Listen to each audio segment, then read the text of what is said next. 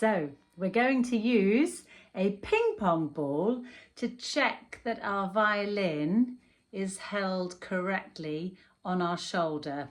So I'm going to just pick one of them. Grab your violin and put your violin onto your shoulder.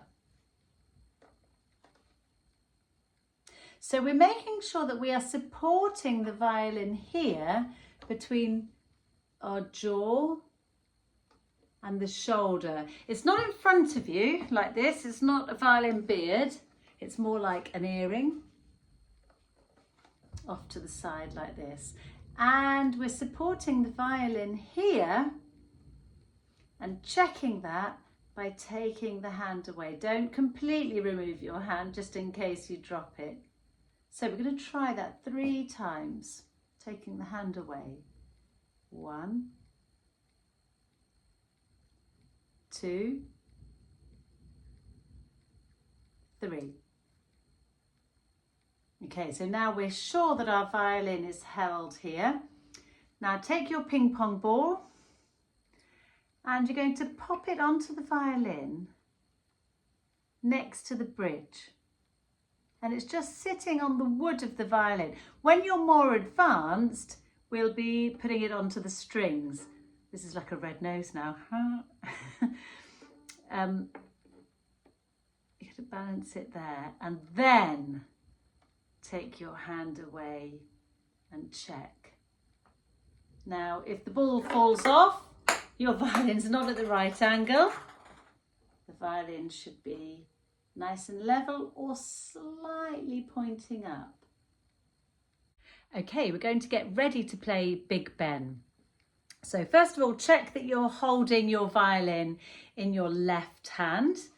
The video is mirrored so that you can copy me. It does mean sometimes the string, if you look closely at the strings, they'll feel like they might not quite be in the right place, but you will be able to stand in front of the video and put your violin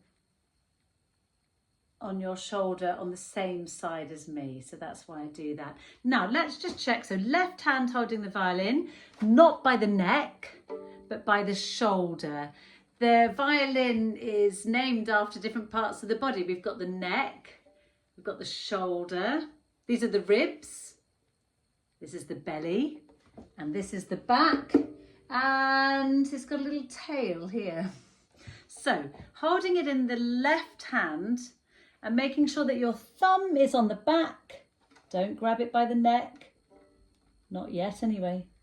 Thumb is on the back, fingers round the front, and pop it on your shoulder. There we go.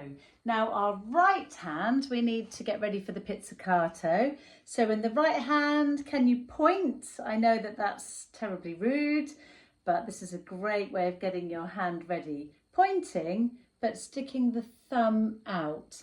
So the fingers are nicely curled into your palm. Fingers out, thumb's ready. And we're going to put the thumb on the corner of the black fingerboard. So pointing, thumb on the corner, and get ready to pluck the lowest 2 strings, G and D. Here we go, after 4. 1, 2, 3, 4.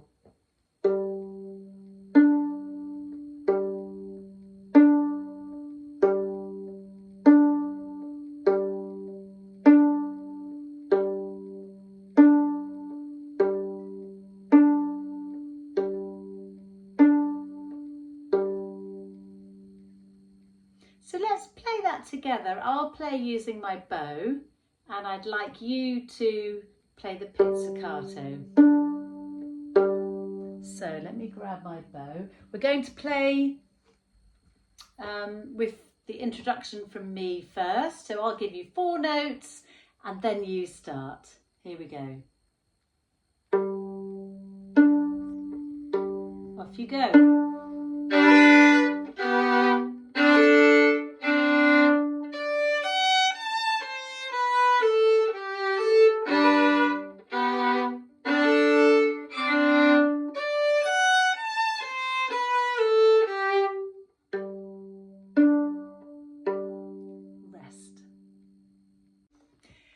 let's play Little Ben. So this time our top two strings, A and E. I'll give you the 4 notes, A, E, and then you come in. Here we go.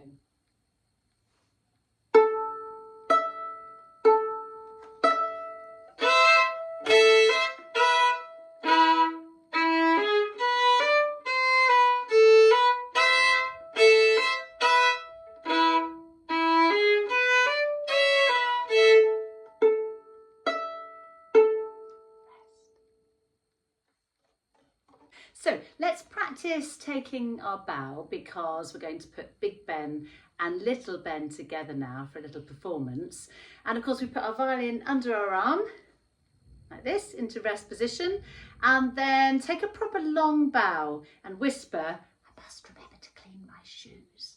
Here we go. The audience are going crazy, clapping. I must remember to clean my shoes. So let's play Big Ben and then Little Ben. Make sure your violin's nice and level. Imagine the ping pong ball here. Pointing, thumb on the corner of the fingerboard, and you'll get 4 notes on the piano before you come in.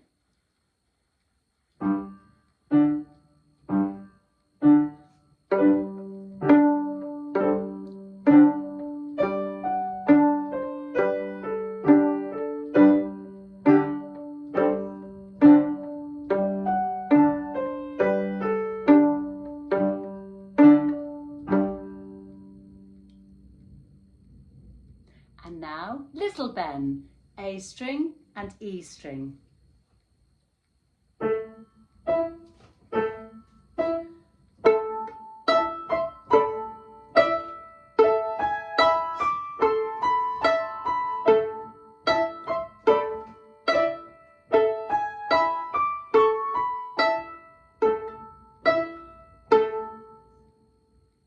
crowd go wild. Rest position.